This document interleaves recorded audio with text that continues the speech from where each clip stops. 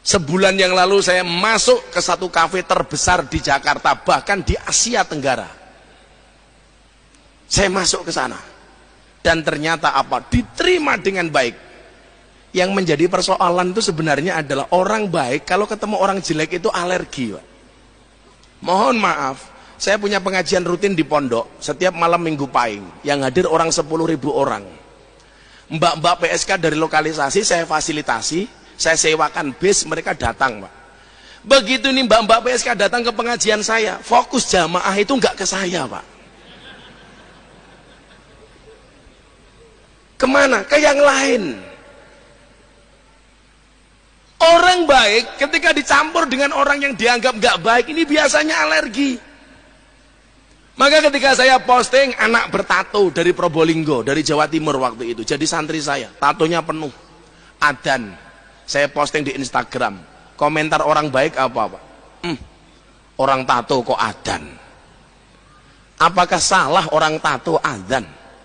Saya bilang sama dia, nak santai, lebih baik kamu bertato adzan daripada nggak ada tato dan nggak pernah adzan. Kita lupa bahwa bagaimana kemudian Allah sangat memperhatikan para pendosa. Maka saya punya kawan dulu, namanya almarhum Gito Rolis. Kalau yang sepuh-sepuh ini pasti masih ingat lah dengan Gito Rolis. Tapi kalau anak-anak milenial ini nggak tahu. Gito Rolis itu dulu semua maksiat pernah dilakukan, mau semuanya pernah dilakukan. Tapi ketika kemudian dia bertaubat, Masya Allah, jadi orang yang luar biasa, Pak. Dan setiap kali ketemu saya, dia minta dibacakan apa? Surat Az-Zumar ayat 24. Qul ya ibadiyalladzina asrafu ala anfusihim la taqnatu mir rahmatillah. Innallaha yaghfiru dzunuba jami'a innahu huwal ghafurur rahim. Saya tanya dia, Om, Anda punya cita-cita apa? Saya pengen mati hari Jumat pas kajian, Gus. Dan ternyata Allah kabulkan. Waktu itu saya tanya, kenapa kamu pengen mati hari Jumat? Karena kalau saya mati hari Jumat, jenazah saya yang menyolatkan banyak. Dan ternyata dikabulkan oleh Allah. Makanya benar yang dikatakan Rasulullah, an-nasu yamutuna ala ma'asu. Seseorang itu akan dimatikan oleh Allah sebagaimana kebiasaan dia hidup. Makanya seminggu yang lalu saya sakit. Dokter bilang, Gus istirahat, opname 3 hari di rumah sakit. Saya tetap berangkat ngaji, Prof. Ini batuk saya, pulang saya dari Aljazair sampai hari ini nggak berhenti. Siapa tahu kan saya lagi ngaji di Al-Akbar Al-Israel datang, itu kan diumumkan di masjid, innalillahi wa inna ilaihi raji'un, telah meninggal dunia dengan tenang saudara Muadzin, umpamanya kan kita nggak tahu mana tadi orang.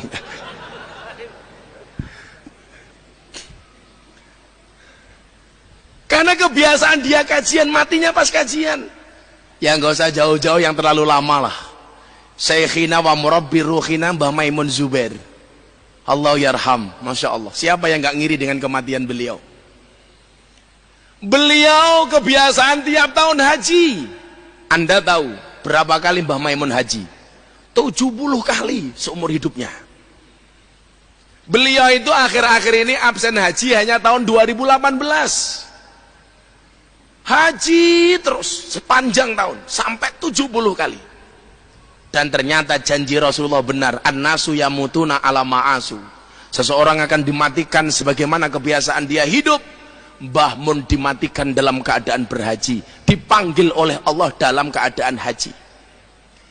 Beliau mencintai kota Mekah, meninggalnya di kota Mekah. Masya Allah.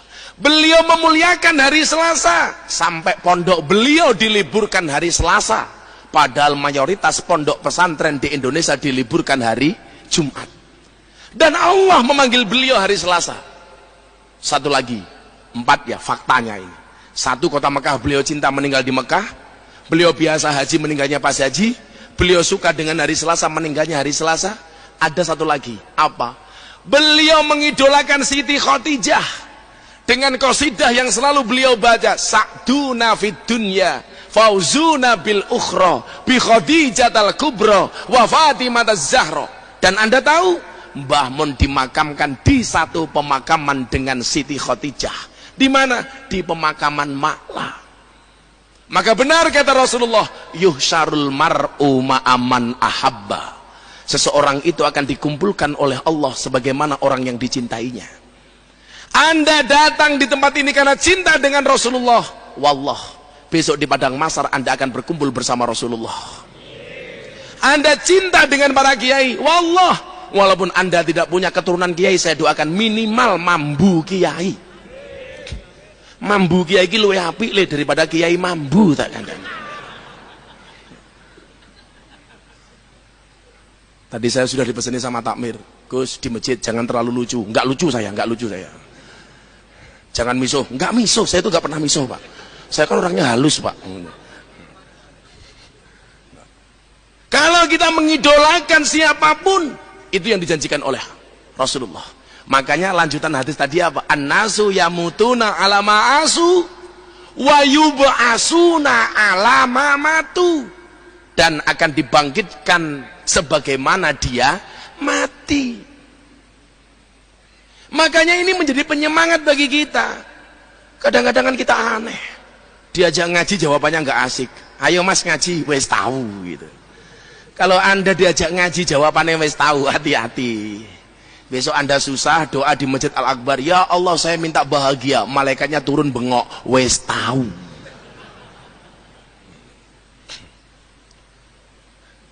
Semangat inilah seharusnya yang bisa kita contoh dari perjalanan hijrah Nabi Muhammad sallallahu alaihi wasallam.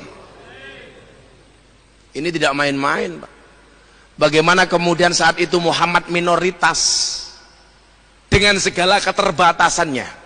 Saya itu kadang-kadang berpikir begini ya Pak ya, Nabi Muhammad itu kan Nabi yang mukjizatnya paling minim Pak, dan basariahnya Nabi Muhammad itu paling kelihatan. Coba Anda bandingkan mukjizat Nabi Muhammad dengan nabi-nabi sebelumnya, jauh Pak. Nabi Musa membelah lautan, Nabi Ibrahim dibakar nggak mempan, Nabi Yunus dimakan ikan malah kayak itikaf, Nabi Isa bisa menghidupkan orang mati. Makanya salah satu pertanyaan Dedi ini salah satu pertanyaan yang inti, kenapa kemudian dia akhirnya masuk Islam. Dia bertanya sama saya begini Prof waktu itu, Gus, kalau saya baca Al-Quran, kenapa banyak di dalam Al-Quran itu perintah Allah yang tidak rasional? Ini kan orang-orang penganut aliran rasionalitas, apa-apa harus pakai akal. Contohnya apa bro? Nabi Ibrahim suruh motong anaknya Ismail. Ini kan gak nalar, anak cuma satu suruh motong, kan Allah bego katanya waktu itu. Terus itu bagi saya gak masuk akal. Nabi Musa membelah lautan, bullshit dia bilang. Nabi Isa bisa menghidupkan orang mati, bohong. Nabi Isa bisa berjalan di atas air, nah kalau itu saya bisa, wong saya pesulap katanya. Dan ternyata benar Prof, dia bisa berjalan di atas air. Iki triknya neng di tak delok itu nggak kelihatan. Dia bilang kamu nggak bakal bisa lihat, ini trik katanya. Dan bener bisa. Saya ngetes dia di atas kolam bisa berjalan Pak di atas air. Deddy Corbuzier itu kan the best magician di Amerika 2 kali. Dunia Pak, 2 kali. Tapi hari ini sudah sama sekali tidak mau dia magic-magican. Waktu itu acara kita collab di YouTube, pertanyaan langsung tanpa teks. Saya mikir waktu itu, ini kalau saya nggak bisa jawab, waduh bahaya ini. Bisa gagal dia masuk Islam, saya bilang. Mikir saya. Akhirnya saya jawab, Mas, kenapa banyak perintah agama yang tidak masuk logika? Kayak dia bilang Isra Mi'raj, Mekah Madinah saja naik bis 32 jam, Zahaban wa Iyaban 64 jam. Kok ini bisa sampai Sidratul Muntaha? This is unbelievable kata dia. Mustahil dia bilang. Waktu itu saya jawab, Mas, kenapa tidak semua ajaran agama itu bisa diterima oleh akal? Jawabannya sederhana. Karena kalau semua perintah agama bisa dirasionalisasikan, bisa diterima oleh akal, berarti nggak ada bedanya agama dengan ilmu pengetahuan. Kaget dia. Oh iya ya. Kalau semuanya masuk akal, nggak butuh orang agama, cukup kuliah sama profesor selesai. Semuanya bisa diilmiahkan. Justru inilah kemudian antiknya agama. Tidak semuanya bisa diterima oleh akal. Langsung dia mengatakan, this is so amazing for me. Utakmu ranyandak ini, ranyandak ini.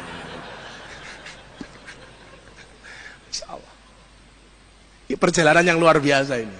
8 bulan tuh kalau dia sudah malam jam 2, galau soal agama, telepon. Ini gimana, ini gimana, ini gimana. Dan ternyata itu menjadi jalan hidayah bagi dia, Prof. Masya Allah. Maka kemudian saya terangkan firman Allah yang diterima oleh baginda Rasulullah Muhammad SAW. Apa ayat pertama yang diterima Rasulullah? Iqra bismi rabbik. Iqra itu dimensi akal, bismi rabbik itu dimensi hati. Iqra itu intelektualitas, bismi rabbik itu spiritualitas. Lah orang Islam yang selamat itu siapa? Yang bisa menyelaraskan antara spiritualitas dengan intelektualitas. Maka kalau saya bilang sama teman-teman saya Muhammadiyah, saya bilang begini, apa bedanya orang NU dan Muhammadiyah? Bedanya satu, Prof. Kalau orang NU itu biasanya gede hati nih, yang wong Muhammadiyah biasanya gede, kok ndase kepiye to akale kok ndase iki lho. Malah ngendas-ngendaske Muhammadiyah iki lho.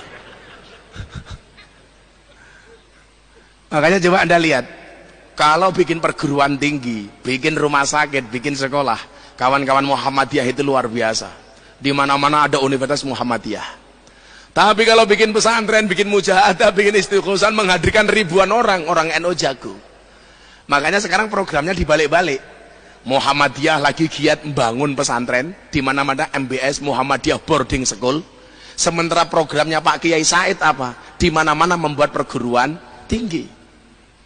Makanya sebenarnya kalau NU dan Muhammadiyah ini sudah seperti ini, sudah nggak ada permasalahan lagi Pak di Indonesia. Yang bermasalah siapa? Yang nggak suka NU, yang nggak suka Muhammadiyah. Kalau NU dan Muhammadiyah kan dari dulu bedanya tipis Pak. Kalau NU sukanya panjang, Muhammadiyah pendek, kan gitu saja. NU panjang, sholat taraweh 20 rakaat, Muhammadiyah sholat taraweh pendek 8. Kalau di Surabaya yang paling marah aliran ketiga. Bukan 8, bukan 20, tapi aliran yang tidak taraweh, Prof. Itu banyak banget itu.